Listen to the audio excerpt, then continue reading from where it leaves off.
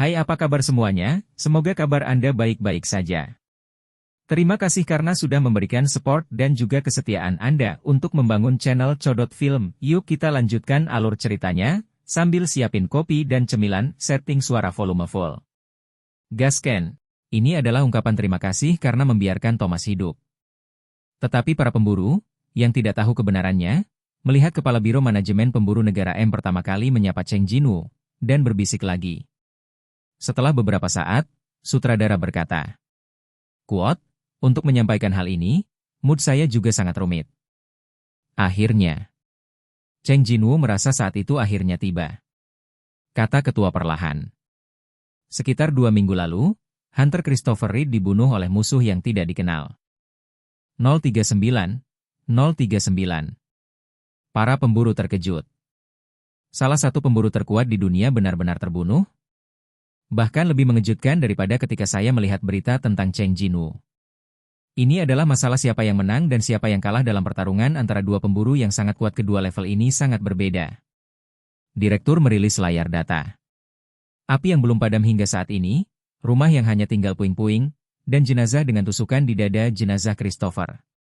Para pemburu yang mengkonfirmasi kematian pemburu teratas melalui video dan foto mengerang pelan. Tidak ada yang menyangkal fakta bahwa Christopher terbunuh. Menghadapi berbagai pertanyaan yang diajukan oleh para pemburu yang terkejut, kepala suku hanya menggelengkan kepalanya. Maaf, pertanyaannya harus menunggu sampai setelah pidato. Ada satu hal lagi yang lebih penting daripada mengajukan pertanyaan. Kepala diam-diam melirik ke samping. Di sudut ruang kuliah, mata Cheng Jinwoo bersinar terang. Ketenangan Cheng Jinwoo membuat kepala suku merasa rumit. Tapi tidak ada waktu untuk ragu. Direktur menekan remote control, dan layar besar kemudian menampilkan layar baru. Kami menduga pria ini adalah tersangka dalam insiden ini. Wajah pria dalam gambar. Para pemburu segera menyadari ada yang tidak beres. Wajah orang dari negara Y ini terlalu mirip dengan seseorang yang berada di ruangan yang sama dengan mereka sekarang, kan? Namun, saat memikirkan nasib terakhir Thomas Andre, tak satu pun dari mereka yang berani bertanya. Kuat? Ayo kuat. Bibir Cheng Jinwoo mengerucut menjadi satu garis.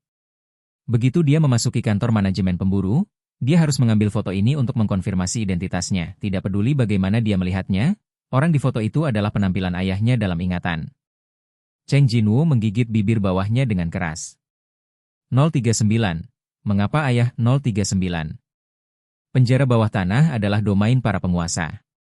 Tidak ada cara untuk mengetahui mengapa para penguasa mengirim monster yang mirip ayah mereka. Tapi tidak peduli apa tujuan mereka, gelombang kemarahan muncul di hati Cheng Jinwoo. Para pemburu, yang salah memahami kemarahan Cheng Jinwoo, mencoba yang terbaik untuk tidak melakukan kontak mata dengannya. 039, tidak bisa melihat ke belakang, tidak bisa melihat ke belakang. 039. 039, hanya saja mereka mirip, itu saja. 039. 039, orang-orang dari benua Y mirip kan? 039. 039, tapi tidak peduli bagaimana Anda melihatnya, 039. Kepala yang memanggil Cheng Rihan 039, tersangka S mulai menjelaskan di mana dia ditemukan, apa yang terjadi di antara mereka, dan apa yang terjadi setelahnya. Terutama setelah mendengar bahwa Huang Dongshu telah dirobohkan dan melarikan diri selama interogasi, semua pemburu terkejut. Huang Dongshu? Bukankah Huang Dongshu pemburu yang diundang oleh administrasi pemburu negara M setelah mengakui kekuatannya, memasuki serikat pemulung top dunia, dan akhirnya menjadi Aceh pemburu pemulung? Administrasi Hunter tidak secara resmi menyampaikan berita kematian Huang Dongshu, sehingga para pemburu semakin terkejut. Tetapi memang benar bahwa jika mereka memiliki kekuatan yang cukup untuk mengalahkan pemburu top, dan hal semacam itu menyerang secara berkelompok, akan sulit bagi pemburu top di tingkat kekuatan nasional untuk bertahan. Mereka bisa mengerti mengapa Biro Hunter mencurigai tersangka S. Seperti itu, kemungkinan monster humanoid yang kuat keluar dari ruang bawah tanah yang menargetkan pemburu Christopher Reed relatif tinggi. Ini adalah keputusan dari administrasi pemburu kita. Di belakang sutradara yang berbicara adalah gambar tersangka S yang menghentakkan kaki keras di leher Huang Dongshu. Kekuatan untuk menginjak-injak telapak kaki Huang Dongshu kelas super di antara para pemburu kelas S. Para pemburu yang menonton video tersebut menunjukkan ekspresi yang luar biasa. Namun, ini bukanlah hal baru bagi Seong Jinwoo.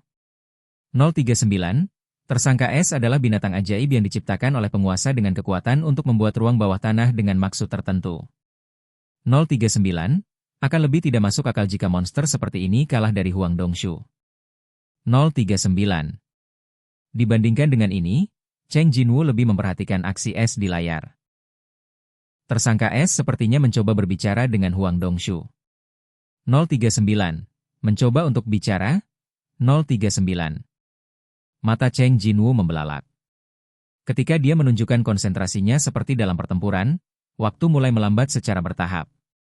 Seong Jinwu membaca bibir S dengan tajam.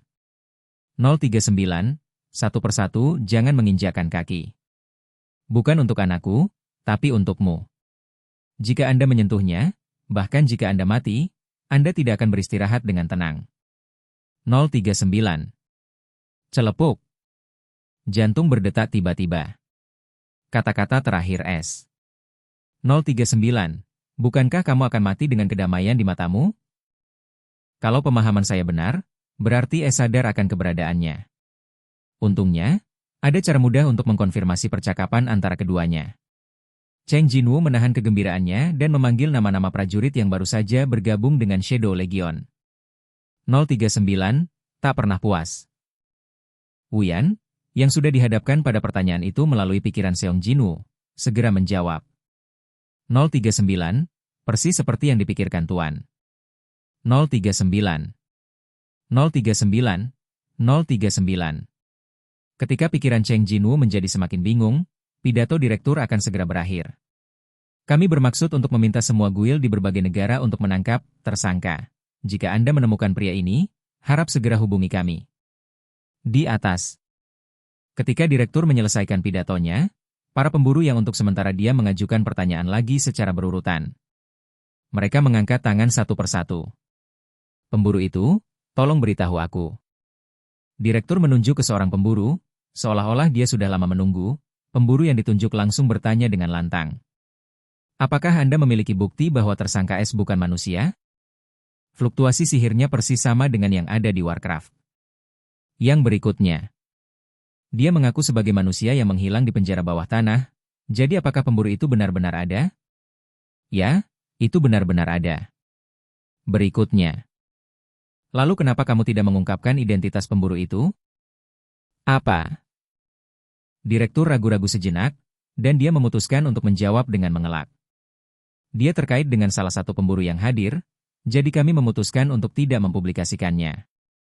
Tidak ada pertanyaan lebih lanjut yang diajukan. Betulkah? Semua orang berpikir begitu. Melihat arena yang sunyi, sutradara siap untuk mundur. Apakah kamu punya pertanyaan lain? Pada saat ini, seseorang yang duduk di sisi jauh mengangkat tangannya. Sebelum kepala diberhentikan, dia berbicara. Meski begitu, bukankah akan lebih mudah menangkapnya jika dia teridentifikasi? Pria parubaya itu berbicara Z Mandarin dengan lancar. Bahkan jika para pemburu tidak menoleh ke belakang, mereka bisa tahu siapa itu. Liu Zikang, pemburu bintang 7 dari negara Z. Dia, salah satu level kekuatan nasional, memandang sutradara dengan serius. Di sampingnya duduk para pemburu dari guild yang sama dan puluhan pemburu top dari negara Z. Liu Zikang mendesak sutradara yang memalukan itu lagi. Bukan begitu, Ketua? Sebagai upaya terakhir, sutradara membeberkan informasi identitas tersangka S yang buru-buru dibuang band hari ini. Menjatuhkan. Saat remote control ditekan, layar dipenuhi dengan informasi Cheng Rihan. Semua pemburu berseru. Monster manusia pertama yang muncul di ruang bawah tanah terlihat persis seperti ayah pemburu yang hilang, Seong Jinwu. Bagaimana bisa kebetulan seperti itu? Arena yang awalnya sepi sekali lagi dipenuhi dengan suara para pemburu. Liu Zikang, yang diam-diam melihat foto itu, mengangkat tangannya lagi. Direktur memanggil nama Liu Zikang. Liu Zikang si pemburu. Kali ini, saya ingin mengajukan pertanyaan kepada Hunter Seong Jinwu di sana. Kepala melihat kembali ke arah Cheng Jinwu. Setelah mengangguk setuju, Cheng Jinwu berbalik dan menatap Liu Zikang. Oke guys, jangan lupa like, comment, share, and subscribe di channel Codot Film. See you next video, PHC out and bye-bye.